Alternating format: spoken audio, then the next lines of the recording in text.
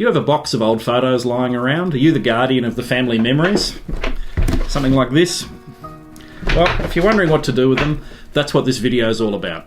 G'day and welcome to Forgotten Tasmania. I'm John Stevenson. I do a lot of public speaking to raise awareness of the Beattie collection, and the number one question that people ask when I finish talking is, hey, I've got old photos at home, what do I do with them? And I thought, well, I should make a video about this. So that's what this video is all about. A lot of decluttering experts will tell you that if something doesn't bring you joy, you should throw it away or let it go. Well, I'm telling you that does not apply to your family photos. Your family photos are going to be important. They may not be important to you, you think they might not be important to your family now, but I'm telling you in 100 years' time, your grandchildren or your great-grandchildren or your great-great-grandchildren, somebody in the family is going to be really, really happy if you've kept these. And if you've thrown them away, they're not going to be remembering you fondly. The first question is, what do I mean by old photos? Well, this is a typical box from my shed, and it's got all sorts of material in it. So we have loose prints like these.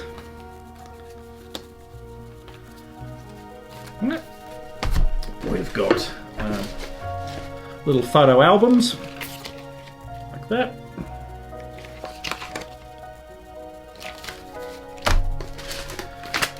We've got more historic prints, so these are black and white ones.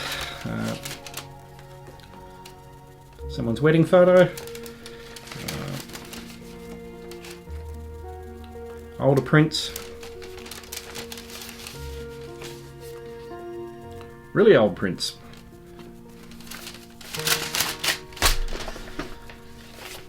Then the next thing you might see is something like this. There's a packet of prints that someone had developed at a photo store, and there's your prints. But hiding in here is the real treasure. In this pocket in the front, we have these little pieces of plastic. And these are the negatives. These are the original film that was in the camera that captured the image. So these are the real photos. These first prints, these are great, but this is your gold dust. The quality that was captured in here is way better than anything you'll scan from a print. So these are gold dust.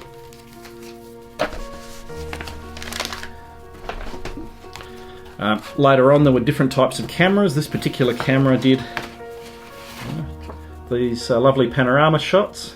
So we've got those prints, and again hiding in there, there's the original film or the negatives. In this case it's in a canister, so you're going to need special help to deal with that, but yeah, that's gold.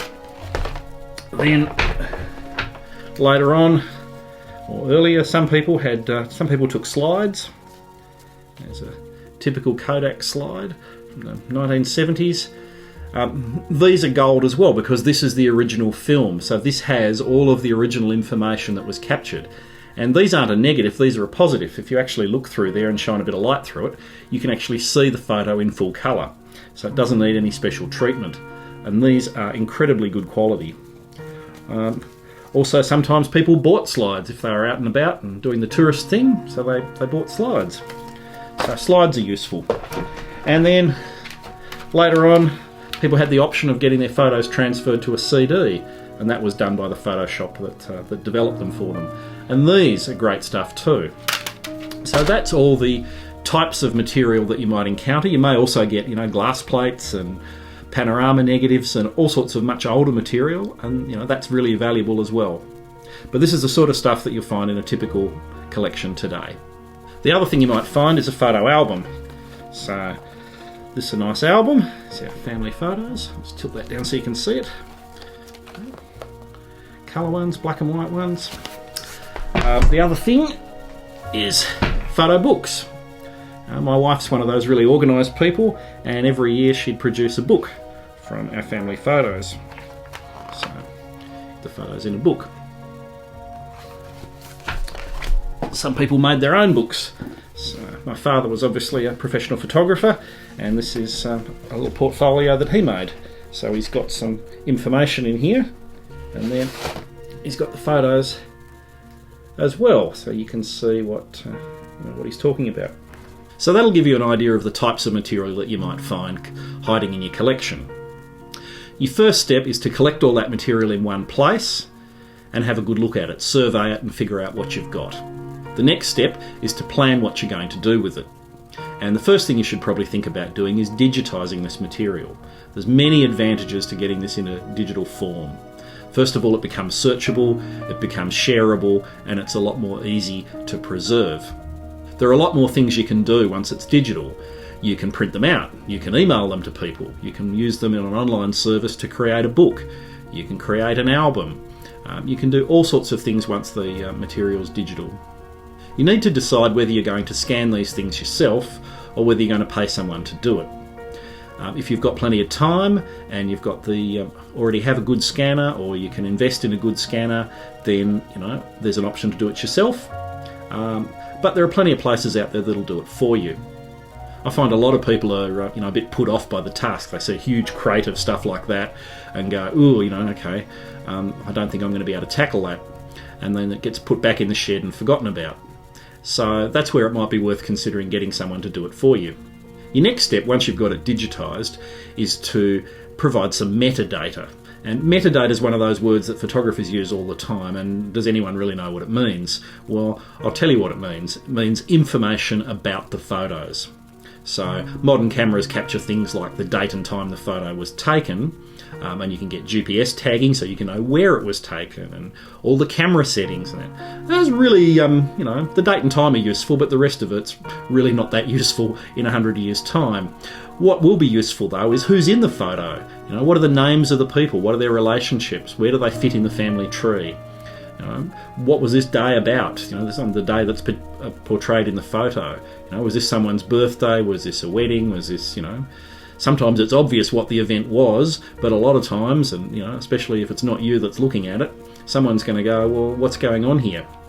So it's really important to gather some metadata, or information about the photograph and the people inside it. In the old days, a lot of people used to write information on the back of the photo. And that's a good thing to do, but you have to be a bit careful that you don't destroy the photograph while you're doing it. So you could use a pencil, which is a good thing. A pencil is a very archival method. It's an acid-free kind of thing. So what you write on with pencil will be there in 100 years' time. The other thing you can do is get a proper archival quality pen.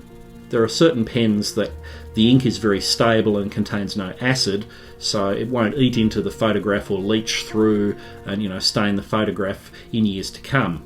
Don't use a ballpoint pen and press really hard, because that will come through on the other side of onto the photograph and it will ruin the photograph. The best way to add metadata is once it's digital. If you get it into a library like iPhoto or there's many other applications. I use Lightroom, that's a great one. Get it into one of those programs, and then there's plenty of room in there to put information about who's in it. And for something like iPhoto, you can actually tag the faces. So you can say, well, this face is Auntie Joan, and this face is Uncle Bill, and etc. And then the software will go through the other photographs and find the same face in other photos. So it'll do a lot of the work for you. The other sorts of things you can search for in something like iPhoto is you can search for generic contents. So you can say, show me all the photos that have a dog in them, or show me all the photos that have a tree in them, or have a lake or a mountain. And that's really handy for when you're trying to add this metadata or information to your photographs.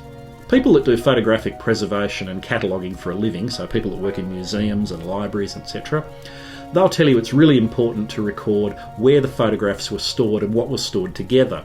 So if you've got one box of photos in your shed, you should note with the photos that that's where they all came from.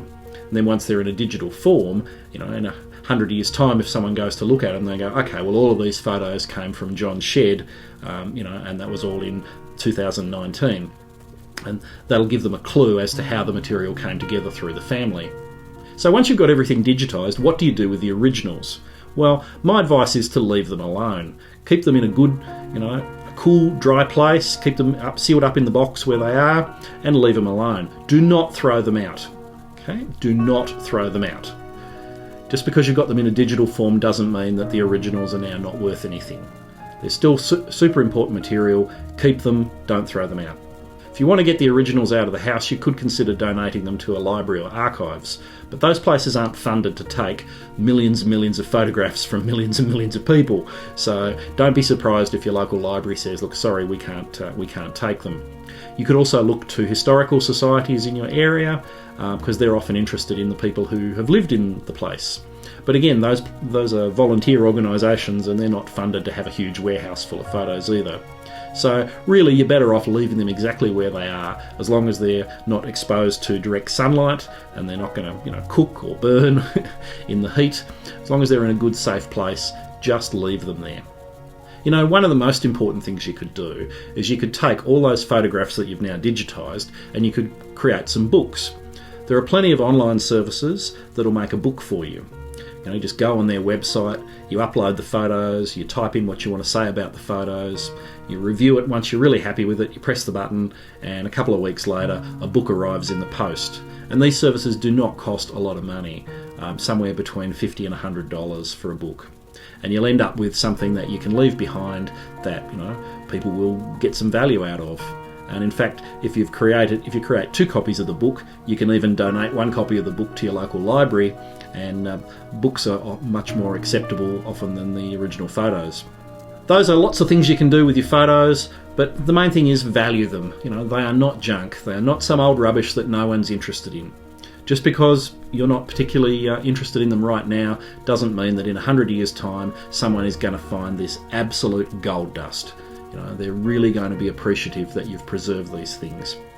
In the modern world, everything's digital to start with, and that's going to leave a whole heap of other issues. But right now, I'm talking to the people that have got physical photographs and they want to do something with them. And that's what you do with them. You preserve them. That's the number one priority. You digitise them if you can, and you publish them if you can too.